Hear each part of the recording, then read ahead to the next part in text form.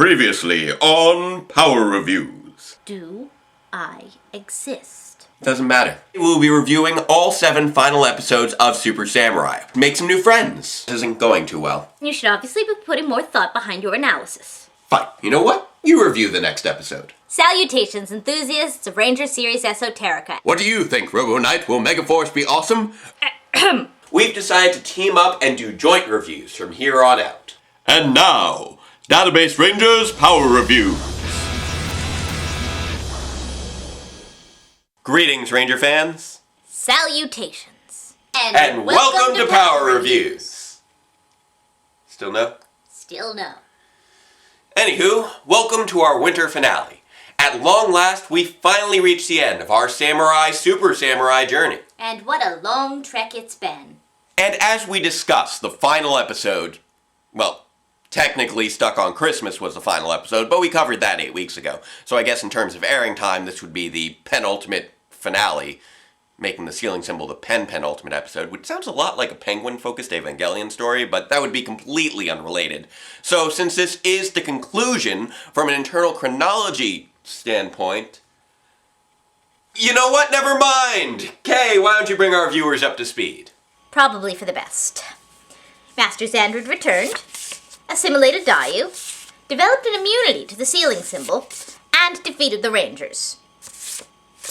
Twice. Now this episode has a lot to accomplish, wrapping up the story of the last 2 seasons and bringing closure to every character's individual arc, insubstantial though they may be, and it has to do all this in a way that's satisfactory, exciting, and impactful. This will also be our last opportunity to impart our thoughts on these characters and their stories, at least within the purview of this online video series. So let's not waste any more time and dive right in with our final analysis in the Samurai story with episode 20 of Power Rangers Super Samurai, Samurai Forever. After a quick... Previously on Power Rangers Super Samurai.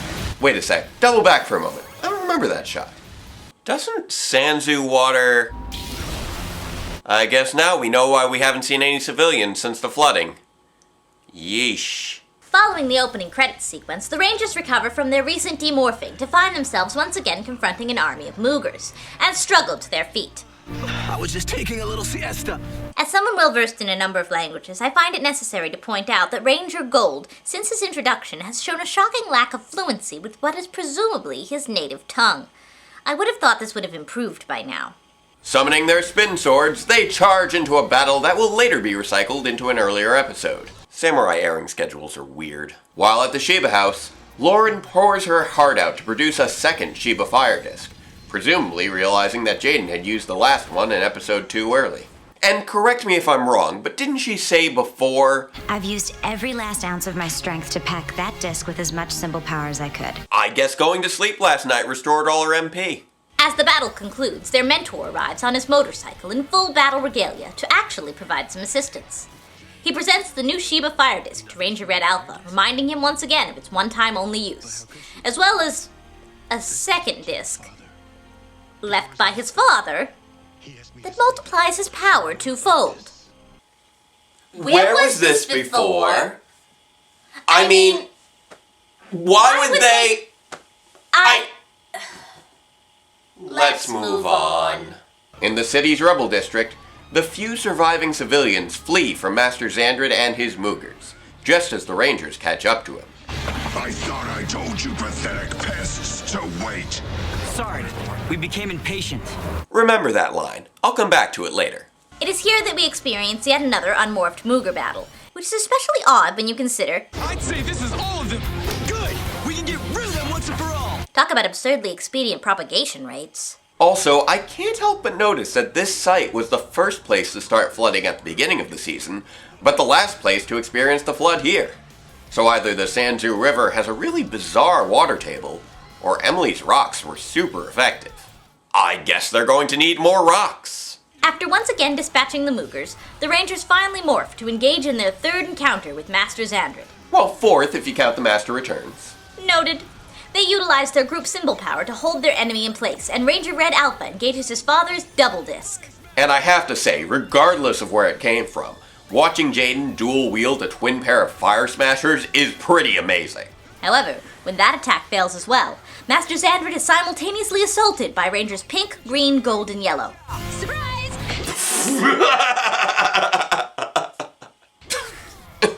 So, oddly enough, Kevin ends up using the Shiba Fire Disc, and even that isn't enough. So Jaden activates Shogun mode? How? Why? Huh? So we get another supremely awesome battle sequence, as Xandred's weak point just can't take any more punishment, and the Master of the Nylok is finally destroyed. Woohoo!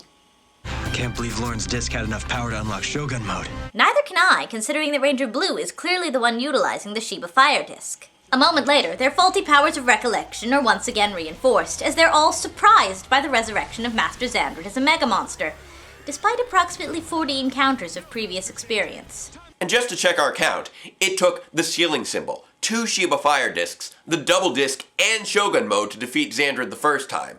So unless they have, 5 more Zords up their sleeves, well... I do not envy their prognosis. They don't waste any time, and quickly summon the Samurai Gigazord, but Xandred still has no problem swatting them aside. Realizing that their usual tactics of slowly wearing down their enemies won't work against such a powerful opponent, the Rangers develop a risky but surprisingly sound strategy.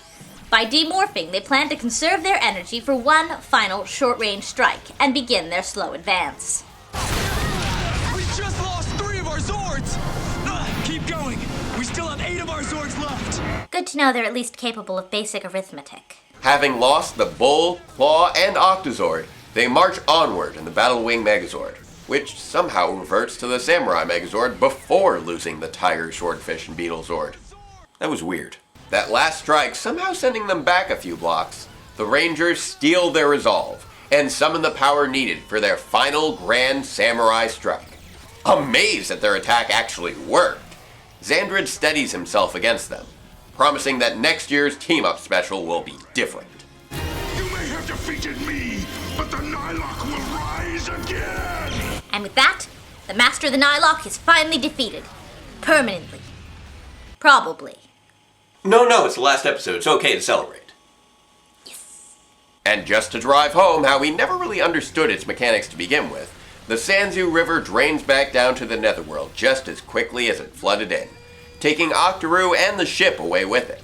Ooh-ah-ooh, toodaloo. The battle won, they reconnect with Mentor G to celebrate their victory in their usual stereotypical fashion. Say it one last time! Samurai Rangers, victory is ours! Nice of them to include Ranger Red Prime, wasn't it? It is here that we come to the moment that we've all been waiting for. Our final farewell to Bulk and Spike. Those Samurai Power Rangers really saved us! Yeah, I can't believe everything's back to normal. Neither can I. Keep in mind, this is the PRU. Extensive property damage and countless implied casualties is about as close to normal as it gets. Spike's long visit is over, and his samurai training with Uncle Bulk has finally come to an end. I still don't comprehend your attachment to these characters. They serve no purpose. Wait for it. As the two embrace to say farewell, a limousine drives up beside them. The door knocks over Bulk and... Son! It's Skull! It's Skull! Yay? After 10 long years, Farkas Bulkmeyer and Eugene Skulovich are finally reunited. Although it's clear that years and fortunes have strained their relationship, there's no denying that long friendship, or the gratitude Skull feels for Bulk taking care of his son. You'll come visit, right? I'd love to catch up. I would love to. Bye, Uncle Bulk! But that doesn't explain anything. It just raises further questions. Please just let me have this moment. See ya, Bulky!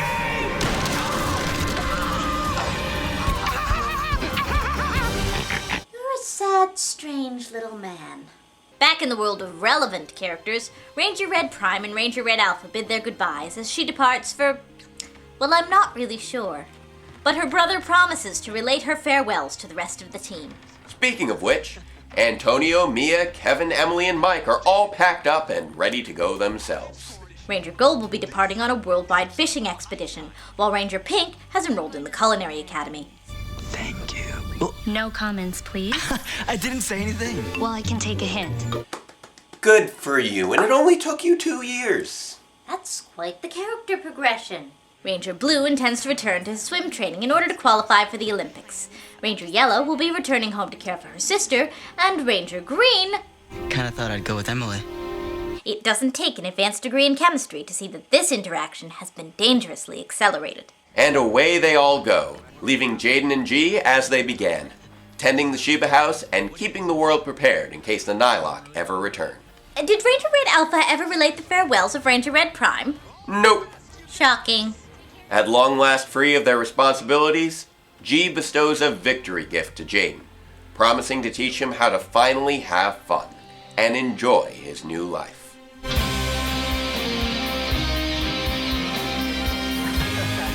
Nice.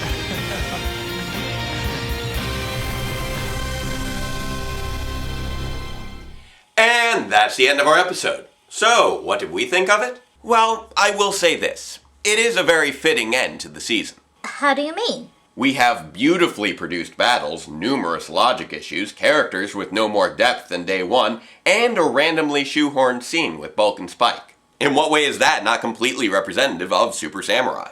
Good point. Perhaps we should cut directly to our personal assessments. Sure.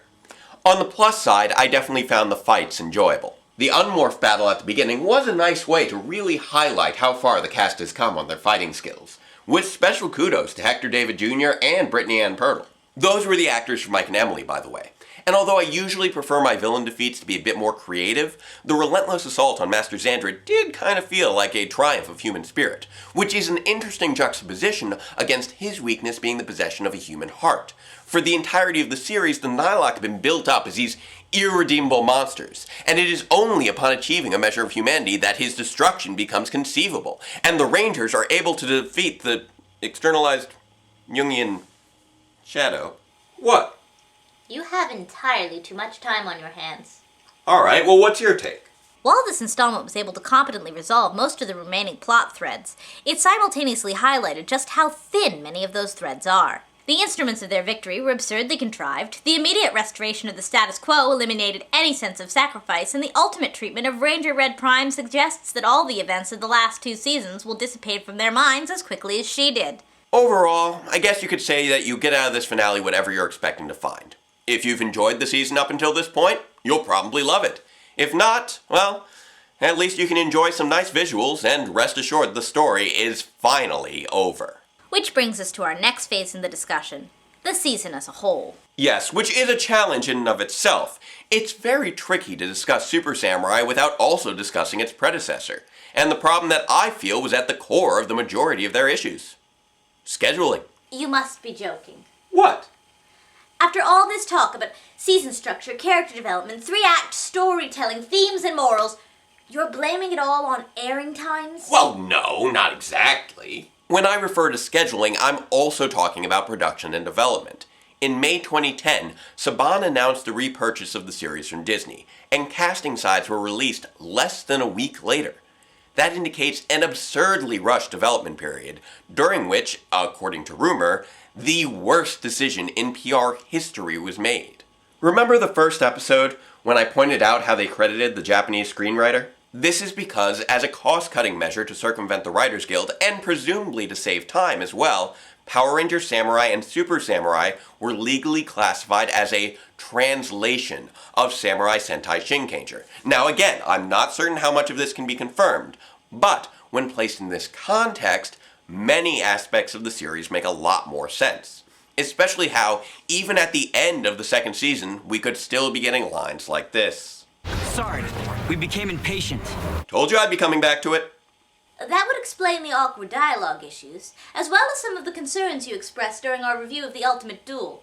However, I get the impression that the flaws run deeper than that. Well, yes and no. I believe that part of the perceived issues stem from Nickelodeon's presentation. Small episode orders likely forced the already rushed production to split over 2 seasons, and when combined with anachronic airings and extended breaks, otherwise forgivable problems just became a chore. All background issues aside, how would you say these 2 seasons compared to a singular season of comparable length? And how does Super Samurai stand on its own? And please keep it short. Fine. Although its story is not a bad one, it is very weakly told, And when combined with poorly fleshed out characters, Samurai and Super Samurai stand among the most flawed seasons of PR to date, with Super Samurai being slightly stronger by virtue of having everything pre-established and having a clearer sense of direction during its latter half. You? Comparable assessment. The characters are mostly inoffensive, but lack depth, and the individual installments are insufficiently structured to support the series during its less defined arcs. There are noted improvements in Super Samurai in terms of dialogue, plot, and performance, but I believe that to be more due to the inevitability of experience than any other identifiable factor. Well said. You know, it's hard to believe that we're all done with this season. Really makes you think about how it all began. Come to think of it, how did we meet in the first place? Well... Who could that be? Hi! I'm Mitch Moore-Potsner. And I'm Mary Moore-Potsner. We're the Moore-Potsners. We just moved in across the way. Just the other day. And we thought it would be great if you could join us at our housewarming party. Here's your invitation. See you there.